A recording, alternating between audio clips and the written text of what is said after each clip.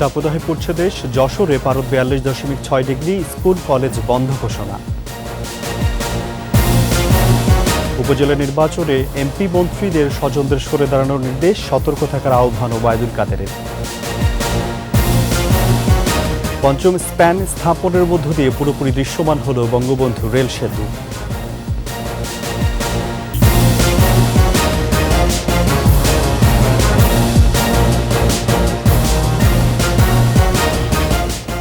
শুনছিলেন first security ইসলামী bank PLC সংবাদ শিরোনাম। আমন্ত্রণ 21-এর দেশের সংবাদে আপনাদের সাথে আছি রাজিউর রহমান। দর্শক, 21 টেলিভিশনের সংবাদ একই সাথে সরাসরি দেখতে পাবেন আমাদের ফেসবুক পেজ www.facebook.com/2124 অনলাইনে।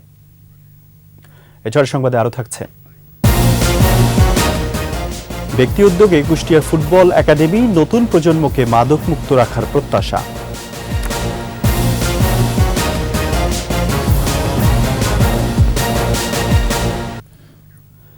তাপদাহে পড়ছে দেশ, আবহাওয়া অফিস বলছে কোথাও কোথাও বৃষ্টি হলেও তাপপ্রবাহ আরও 8 দিন থাকবে। বাড়বে দিনের তাপমাত্রা।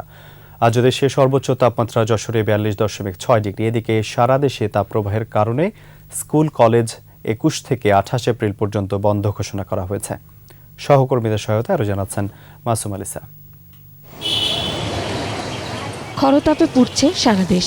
আবহাওয়া অফিস বলছে পাবনা, রাজশাহী ও টাঙ্গাইল জেলা সহ খুলনা বিভাগের ওপর দিয়ে তীব্র এবং চাঁদপুর ও মৌলভীবাজার জেলা এবং ঢাকা, রাজশাহী ও বরিশাল বিভাগের ওপর দিয়ে মৃদু থেকে মাঝারি তাপপ্রবাহ বয়ে যাচ্ছে। চুয়াডাঙ্গায় তীব্র তাপপ্রবাহে জনজীবন বিপর্যস্ত হয়ে পড়েছে। জরুরি প্রয়োজন ছাড়া কেউই ঘর থেকে বের হচ্ছে না। দিনের অধিকাংশ সময় রাস্তাঘাট জনশূন্য থাকছে। চুয়াডাঙ্গার এত মাত্রা গরম এর আগে আমরা দেখিনি। রাস্তায় মানুষ বের হতে পারছে না, আগুনে হলকার মতো আবহাওয়াটা। রাজশাহীতে বেলা বাড়ার সাথে সাথে ফাঁকা হয়ে যাচ্ছে রাস্তাঘাট। টানা তাপপ্রবাহে চরম ভোগান্তিতে খেটে খাওয়া মানুষ। শরীর পাতান হয়ে গেছে, তাও কাজ করতে হয়েছে আমার। প্রচণ্ড গরম, কাস্টমার নাই, কাজ কাম নাই, রোদে তো রিক্সা চালানো যাচ্ছে না, ছাওয়াটা পেলে একটু রেস্ট লিছি। তাপপ্রবাহে হাঁসফাঁস পাবনার জনজীবন। তৃষ্ণা মেটাতে ফুটপাতের শরবতের দোকানে ভিড় বাড়ছে। ঈশ্বরদীর ওপর দিয়ে বয়ে যাচ্ছে তাপপ্রবাহ। আবহাওয়া অফিস বলছে বাতাসে জলীয় বাষ্পের পরিমাণ বেশি থাকায় তাপমাত্রার চেয়ে বেশি গরম অনুভূত হচ্ছে। ছাতিবাদী গাড়ি চালাচ্ছি, ভাড়াটা খুব কম। তাপমাত্রা বেশি, এখন মনে করেন যে খুব অধৈর্য ধরে যাচ্ছে। অনেক গরম, বাইরে হতেই কঠিন। রংপুরেও বয়ে যাচ্ছে তাপপ্রবাহ। শিক্ষার্থী, শ্রমজীবী আর কর্মজীবী মানুষের ভোগান্তির শেষ নেই। গরমের তাপেতে আর বাহিরে বের হওয়া যাচ্ছে না। মাথা ব্যথা করে, তারপর ঠিক মতো পড়ালেখা করতে অসুবিধা হয়। দিন যাচ্ছে, গরম বাড়তেছে, পানির পিপাসা লাগতেছে বারবার, মাথা না ভিজেলে হচ্ছে না। নাটোরে তাপপ্রবাহে জনজীবন বিপর্যস্ত হয়ে পড়েছে। লু হাওয়ায় হাঁসফাঁস অবস্থা। তাপদাহে সিরাজগঞ্জের জনজীবন বিপর্যস্ত। জেলার দুর্গম চরাঞ্চল কাজীপুর সদর, বেলকুচি, চৌহালি ও শাহজাদপুরে এর প্রভাব তুলনামূলক বেশি। এত প্রচণ্ড পরিমাণের গরম, তীব্র সহ্য করার মতো না। অস্থির ভাব লাগতেছে। তারপরে এখন যাইতে হবে কর্মজীবীরা, তাই কর্মের জন্য যাইতেছি। কুমিল্লায়ও হাঁসফাঁস অবস্থা। প্রচণ্ড গরম থেকে কিছুটা স্বস্তি পেতে অনেকে ঝাঁপিয়ে পড়ছে পুকুরে। শরীর ভিজিয়ে নিচ্ছে নলকূপের পানিতে। মাসুম আলিসা, 21 টেলিভিশন। উপজেলা নির্বাচনে এমপি মন্ত্রীদের আত্মীয় স্বজনদের নির্বাচন থেকে সরে দাঁড়ানোর নির্দেশ দেওয়া হয়েছে। আগামীতে এ বিষয়ে সতর্ক থাকার আহ্বান জানিয়েছেন আওয়ামী লীগ সাধারণ সম্পাদক ওবায়দুল কাদের। বিএনপি সরকারের বিরুদ্ধে অবিরাম নালিশের রাজনীতি করে যাচ্ছে অভিযোগ করে ওবায়দুল কাদের বলেন, বিদেশিদের দ্বারস্থ হওয়ার ফলে জনগণের দল হিসেবে বিএনপি নিজেদের গ্রহণযোগ্যতা হারিয়ে ফেলেছে। মাহমুদ হাসানের প্রতিবেদন। ধানমন্ডিতে দলীয় সভাপতির কার্যালয়ে সাংবাদিকদের সাথে মতবিনিময় করেন আওয়ামী লীগ সাধারণ সম্পাদক ওবায়দুল কাদের। স্থানীয় নির্বাচনে এমপি মন্ত্রীদের আত্মীয় স্বজনদের নির্বাচন থেকে সরে দাঁড়ানোর কঠোর নির্দেশনার কথা জানান ওবায়দুল কাদের। এমপি মন্ত্রীদের স্বজনরা তারা নির্বাচন থেকে যারা করছে তারা সরে দাঁড়াতে, এবং যারা ভবিষ্যতে করতে চায় তাদেরকেও এই নির্বাচনীয় প্রক্রিয়া থেকে দূরে থাকতে বলা হয়েছে। অলরেডি যারা এই প্রক্রিয়ার মধ্যে অলরেডি আছে তাদের তালিকা তৈরি করার নির্দেশনা দেওয়া হয়েছে। বিএনপি সরকারের বিরুদ্ধে অবিরাম নালিশের রাজনীতি করে যাচ্ছে। জনগণের দল নয় বিএনপি, সন্ত্রাসী দলে পরিণত হয়েছে বলেও অভিযোগ তোলেন ওবায়দুল কাদের। বিএনপি এখন রাজনৈতিক দলের পরিচয় দেওয়ার মতো অ্যাকসেপ্টেবিলিটি তারা হারিয়ে ফেলেছে। সন্ত্রাসী কর্মকাণ্ডের জন্য বিএনপি নিজেদের রাজনৈতিক অবস্থান হারিয়েছে বলেও দাবি করেন আওয়ামী লীগ সাধারণ সম্পাদক। তাদের কর্মকাণ্ডে তারা একটা সন্ত্রাসী দল। মাহমুদ হাসান, 21 টেলিভিশন, ঢাকা। স্থানীয় সরকার নির্বাচন কোনো রাজনৈতিক ফ্লেভার নেই, যে কেউ নির্বাচনে দাঁড়াতে পারবেন বলে জানিয়েছেন নির্বাচন কমিশনার মোহাম্মদ আলমগীর। মানিকগঞ্জ জেলা প্রশাসকের কার্যালয়ে হরিরামপুর ও সিংগাইর উপজেলার প্রার্থীদের সাথে মতবিনিময় সভা শেষে সাংবাদিকদের কথা বলেন তিনি। বিএনপির উদ্দেশ্যে ইসি বলেন, অনেকে রাজনৈতিকভাবে নির্বাচনে অংশ না নিলেও তাদের সমর্থকরা কেউ কেউ নির্বাচন করছেন। ফ্লেক্সিবল করা হয়েছে, অর্থাৎ স্বাধীনভাবে দাঁড়াতে পারবেন, যে কেউ ইচ্ছা করলে তার রাজনৈতিক পরিচয়ের কোনো প্রয়োজন নাই। একসাথে যদি রাজনৈতিক কোনো দল তার প্রার্থী দিতে পারে তাহলে দিতে পারে। এবং আপনারা দেখেছেন যে প্রত্যেকটা জায়গায় কিন্তু অনেক প্রার্থী এই নির্বাচনে অংশগ্রহণ করছেন। ভোলার ইলিশঘাট থেকে ঢাকার উদ্দেশ্যে ছেড়ে যাওয়া যাত্রীবাহী লঞ্চ কর্ণফুলী 3 আগুনের ঘটনা ঘটেছে। এ সময় নদীতে ঝাঁপিয়ে পড়ে অন্তত 10 জন আহত হয়েছেন। সকাল 8:30টার দিকে কয়েকশো যাত্রী নিয়ে লঞ্চটি ঢাকার উদ্দেশ্যে যাত্রা শুরু করে। সকাল 10:15টার দিকে চাঁদপুরের হাইমচর এলাকায় মেঘনা নদীতে লঞ্চটির ইঞ্জিন রুমে হঠাৎ করে আগুন লেগে যায়। আগুন লাগার খবরে যাত্রীরা আতঙ্কিত হয়ে পড়েন। আগুন নিয়ন্ত্রণে ব্যর্থ হয়ে লঞ্চটি আবাল বিল চরে নোঙর করে যাত্রীদের নামিয়ে দেওয়া হয়।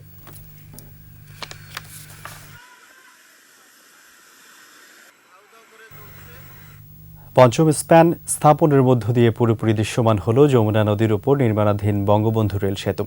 জাপানি ঠিকাদারি প্রতিষ্ঠান ইতিমধ্যে টাঙ্গাইল অংশে 90% কাজ শেষ করেছে। সিরাজগঞ্জ অংশেও চলছে কর্মযজ্ঞ। পুরো নির্মাণ কাজ শেষ হতে আগামী ডিসেম্বর পর্যন্ত সময় লাগবে বলে জানিয়েছে প্রকল্প পরিচালক। এটি তৈরিতে 16,780 কোটি টাকার মধ্যে জায়গা দিয়েছে 12,149 কোটি টাকা ও বাকিটা বহন করছে সরকার।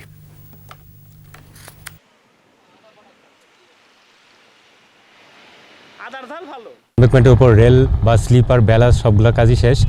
সো আমরা আশা করতেছি নির্ধারিত সময়ের মধ্যে আমরা প্রজেক্টটা হ্যান্ড ওভার করবো। প্রধানমন্ত্রীর প্রতি আমরা অত্যন্ত কৃতজ্ঞ এবং আমাদের উত্তরবঙ্গের প্রতি এবং অর্থনৈতিক এবং ব্যবসায়িক সব ক্ষেত্রে আমাদের একটা অগ্রগতি আসবে ইনশাল্লাহ এই সেতুর মাধ্যমে। নতুন প্রজন্মকে মাদকমুক্ত রাখতে ও স্মার্টফোনের প্রতি আসক্তি কমাতে কুষ্টিয়ায় প্রতিষ্ঠা করা হয়েছে ফুটবল একাডেমি। এলাকার 127 কিশোর ও তরুণ এরই মধ্যে নাম লিখিয়েছেন একাডেমিতে। প্রতিদিন প্রশিক্ষণের পাশাপাশি চলছে প্রীতি ফুটবল ম্যাচ। এমন উদ্যোগ সাড়া ফেলেছে স্থানীয়দের মাঝে। কুষ্টিয়া প্রতিনিধি জহুরুল ইসলামের প্রতিবেদন জানাচ্ছেন আকাশুজ্জামান। কুষ্টিয়ার কুমারখালী উপজেলার প্রত্যন্ত গ্রাম কয়া। এ গ্রামে জন্ম বেড়ে ওঠা অবিভক্ত ভারতের স্বাধীনতা আন্দোলনের অন্যতম পুরোধা বাঘা যতীনের। এ গ্রামে জন্মেছিলেন বিখ্যাত উপন্যাসিক আকবর হোসেন। এমন মহানদের জন্মস্থানের যুবক ও কিশোররা দিন দিন আসক্ত হচ্ছিল মাদক আর মোবাইল ফোনে। তবে এখন দেখা যাচ্ছে উল্টো চিত্র। গ্রামের অনেক যুবকরাই জড়ো হচ্ছেন খেলার মাঠে। কয়েক গ্রামের তরুণ শিল্প উদ্যোক্তা কবি ও গীতিকার মিলন হাসান সেখানে প্রতিষ্ঠা করেছেন স্বপ্নভূমি ফুটবল একাডেমি। একে একে নাম লিখিয়েছেন প্রায় 150 তরুণ। কয়া মাধ্যমিক বিদ্যালয়ের মাঠে প্রতিদিন তাদের প্রশিক্ষণের পাশাপাশি মাঝে মধ্যে আয়োজন করা হচ্ছে প্রীতি ফুটবল ম্যাচ। যুব সমাজকে সুন্দর করে যদি আমরা তৈরি করতে পারি, খেলাধুলা, পড়াশোনা, এই মাধ্যমগুলোকে যদি আমরা তাদের সঠিকভাবে ব্যবহার করে নিয়ে আসতে পারি, বঙ্গবন্ধু যে সোনার দেশটা চাচ্ছি সেই দেশটাই কিন্তু হবে। মোবাইল ও মাদক ছেড়ে খেলার মাঠে আসতে পেরে খুশি এলাকার যুবক ও কিশোররা। ভবিষ্যতে ভালো মানের ফুটবলার হওয়ার স্বপ্ন তাদের। অনেক ছেলেপেলে বাজে আড্ডা থেকে অনেক বাজে কাজ থেকে এখন একাডেমিতে প্রতিদিন বিকালে প্র্যাকটিস করে, খেলাধুলা হয়। একটা আশীর্বাদ রূপে আমরা একাডেমিটা পেয়েছি আর কি। আমাদের অনেক দারিদ্র পরিবারের ছেলে পর্যন্ত এসে এখানে প্র্যাকটিস করতে পারতেছে, তার মাধ্যমে তার সুপারিশে লেখাপড়া করতেছে। এগুলোতে আমাদের মনে করেন অনেক উপকার হচ্ছে। এ উদ্যোগে খুশি স্থানীয় অভিভাবক ও ফুটবল প্রেমী মানুষ। মিলন হাসানের মতো যদি আরও অন্য গ্রামে যদি এই উদ্যোগটা মিলন হাসানের মতোই যদি কেউ নেয়, তাহলে পরে সোনার ছেলে তো তৈরি হবে, সোনার বাংলাও তৈরি হবে। ভবিষ্যতে এই একাডেমিকে আরও বৃহৎ পরিসরে গড়ে তোলার আশা প্রতিষ্ঠাতার। 1 বছরের মধ্যে বাচ্চারা খেলবে হয়তো জেলা পর্যায়ে, তারপরের বছর খেলবে হয়তো বিভাগীয়, পরের বছর খেলবে দেখা যাচ্ছে জাতীয় পর্যায়ে। তো জাতীয় পর্যায়ে যখন খেলবে তখন আমার এই এলাকার যে সৌন্দর্য তৈরি হবে, সেই সৌন্দর্যের জন্য আমি অপেক্ষা করতেছি এবং এজন্যই আমি এই একাডেমিটা করেছি। এমন উদ্যোগ সবখানে ছড়িয়ে দিতে পারলে তরুণদের মাদক থেকে ফেরানো সম্ভব বলে মনে করছেন স্থানীয়রা। আকাশুজ্জামান, 21 টেলিভিশন। নিচ্ছি বিরতি, যখন ফিরছি তখন অন্যান্য খবরের সঙ্গে আরও থাকবে। শিগগিরই প্রাইভেট হাসপাতালে রোগ নির্ণয় পরীক্ষার ফি নির্ধারণ, বললেন স্বাস্থ্যমন্ত্রী।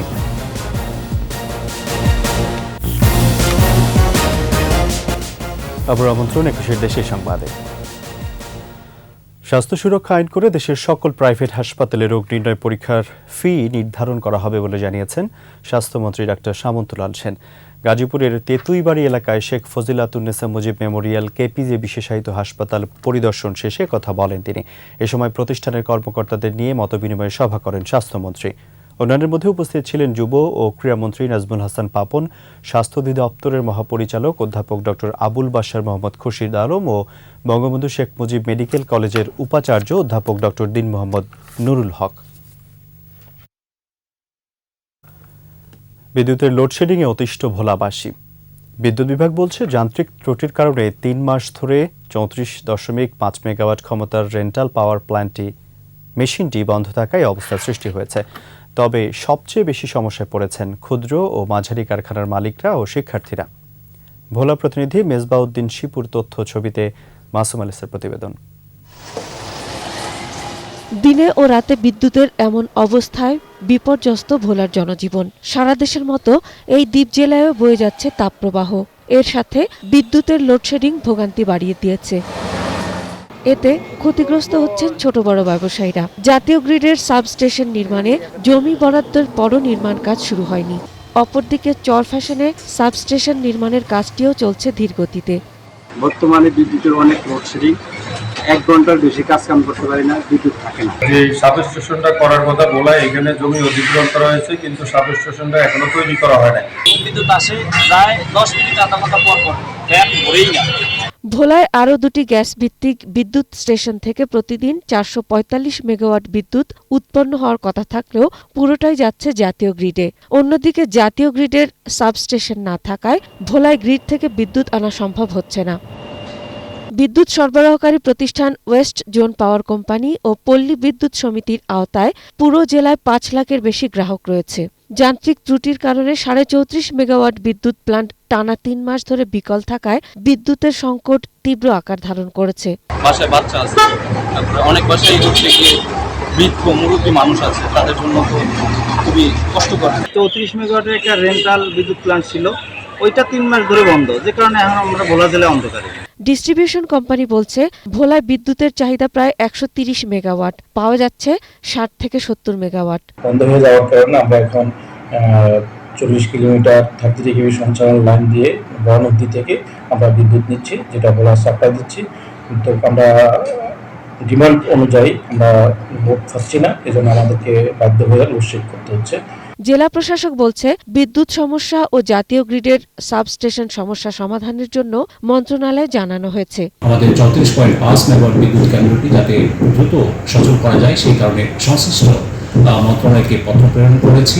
2009 সালে 34.5 মেগাওয়াট গ্যাস ভিত্তিক বিদ্যুৎ কেন্দ্রটি বাণিজ্যিকভাবে উৎপাদন শুরু করে। এরপর আরও 2 বার যান্ত্রিক ত্রুটির কারণে দীর্ঘ সময় কেন্দ্রটি বন্ধ ছিল। মাসুম আলিসা, 21 টেলিভিশন। রাজবাড়ীর বালিয়াকান্দি উপজেলার চরবহরপুর শান্তি মিশন গ্রামকে মাত্র 4.5 মাসে মাদক মুক্ত করেছেন স্থানীয় যুব সংঘ ও গ্রামবাসী। গণসচেতনতা ও সামাজিক প্রতিরোধ গড়ে তোলার পাশাপাশি মাদকসেবী ও কারবারিদের পুলিশের সোপর্দের কৌশল সফলতা পেয়েছেন তারা। রাজবাড়ীর প্রতিনিধি জাহাঙ্গীর হোসেনের তথ্য, ছবিতে মাসুম আলিসের প্রতিবেদন। রাজবাড়ীর বালিয়াকান্দির বহরপুর ইউনিয়নের চর বহরপুর শান্তি মিশন। প্রত্যন্ত গ্রামটির প্রবেশমুখেই সাইনবোর্ডে লেখা মাদক আছে যেখানে প্রতিরোধ সেখানে। মাদক মুক্ত গ্রাম, সৌজন্যে মহল্লাবাসী ও যুব সংঘ। কিছুদিন আগেও গ্রামটি ছিল মাদকের অভয়ারণ্য। অতিষ্ঠ গ্রামবাসী ও স্থানীয় যুব সংঘ মাদক নির্মূল কমিটি গঠন করে গত বছরের নভেম্বরে। প্রশাসনের সহযোগিতায় গড়ে তোলে মাদক মুক্ত গ্রাম। কাউকে মাদক সেবন ও কেনাবেচা করতে দেখলেই থানা পুলিশে তুলে দিচ্ছেন গ্রামবাসী। মাদকের করাল গ্রাস থেকে যুব সমাজকে রক্ষায় সচেতনতা গড়তে কাজ করছেন সবাই মিলে। 80% ছেলেরা এরা মাদক সেবী এবং মাদক কারবারি। এদের নিয়ে আমরা এদের জন্য আমাদের এলাকাটা খুবই একটা খারাপ পরিস্থিতি ছিল। গ্রামবাসী সকলেই মিলে একটা উদ্যোগ গ্রহণ করি এবং আমরা মাদকের বিরুদ্ধে প্রতিরোধ গড়ে তুলি। মাদক নির্মূল কমিটি হওয়ার পর থেকে এখন আপনার মাদক সেবীও কমে গেছে, মাদক ব্যবসায়ও কমে গেছে। আমাদের গ্রামের মাদক ব্যবসা করতে সবাই তাদের ধরেছে, পুলিশে দিয়ে দিয়েছে।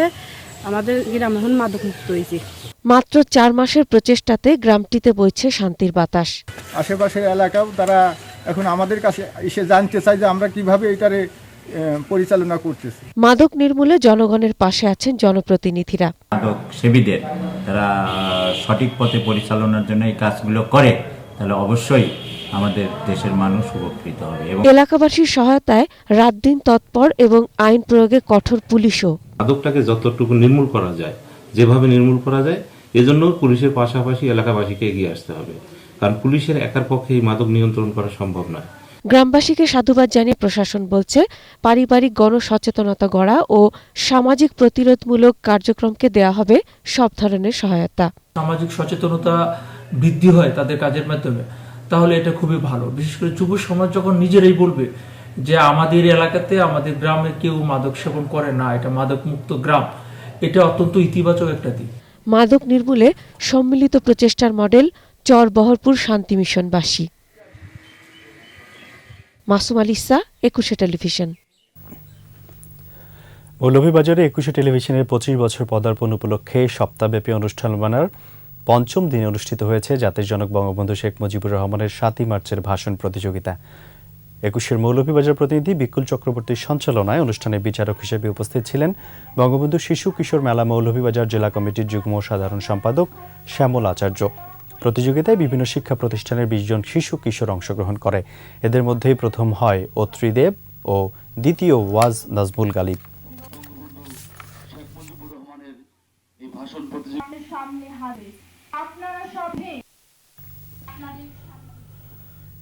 এবার চট্টগ্রামের খবর।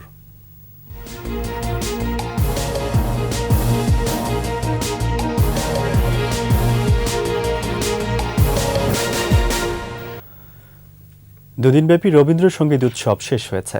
চট্টগ্রাম শিল্পকলা একাডেমিতে অনুষ্ঠিত এই উৎসবের শেষ দিনে প্রধান অতিথি হিসেবে উপস্থিত ছিলেন অর্থ প্রতিমন্ত্রী ওয়াশিকা আয়েশা খান। তিনি বলেন, রবীন্দ্রনাথের সাথে বাংলা ও বাঙালির যে সম্পর্ক তা প্রস্ফুটিত হয়েছে জাতীয় সঙ্গীতের মাধ্যমে।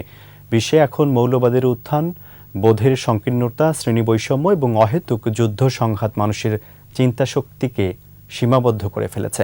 এসবের কারণেই রবীন্দ্রনাথ বর্তমান বিশ্বে আরও বেশি প্রাসঙ্গিক হয়ে উঠেছে।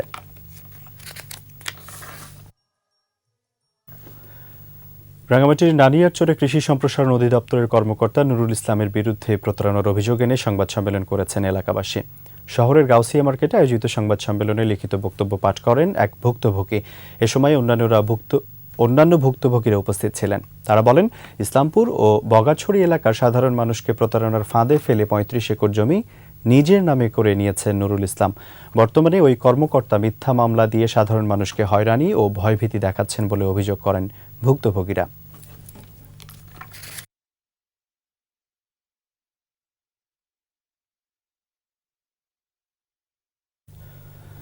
চট্টগ্রামের ঐতিহাসিক আব্দুল জব্বারের বলি খেলা নতুন প্রজন্মের মাঝে ছড়িয়ে দিতে এবং নতুন নতুন বলি তৈরি করতে প্রশিক্ষণ একাডেমি গড়ে তোলার ঘোষণা দিয়েছেন Chattogram city mayor M Rezaul Karim Chowdhury. নগরের লালদিঘি সিটি কর্পোরেশন মিলনায়তনে আব্দুল জব্বার স্মৃতি কুস্তি প্রতিযোগিতা ও বৈশাখী মেলা ট্রফি এবং জার্সি উন্মোচন সংক্রান্ত সংবাদ সম্মেলনে এই ঘোষণা দেন তিনি। আয়োজন কমিটির সভাপতি কাউন্সিলর জোহরলাল হাজারির সভাপতিত্বে ট্রফি উন্মোচন অনুষ্ঠানে আরও বক্তৃতা করেন বলি খেলার পৃষ্ঠপোষক NHT হোল্ডিংসের ব্যবস্থাপনা পরিচালক সৈয়দ মোহাম্মদ তানসির। আগামী 25 এপ্রিল বসবে জব্বারের বলি খেলার 115তম আসর।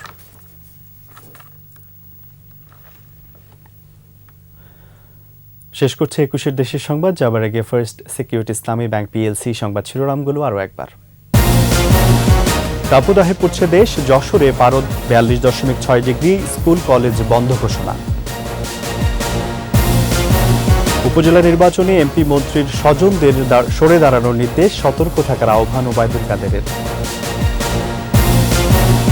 পঞ্চম স্প্যান স্থাপনের মধ্য দিয়ে পুরোপুরি দৃশ্যমান হল বঙ্গবন্ধু রেল সেতু।